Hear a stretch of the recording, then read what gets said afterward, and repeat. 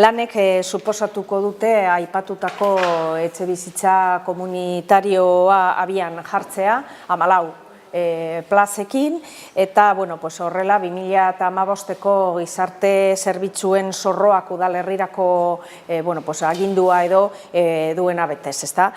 Babesteko apartamenduekin batera, beste egitura bat izango digu Getxon, lehenengo hau, mendekotasuneko lehenengo gradu pertsonentzako.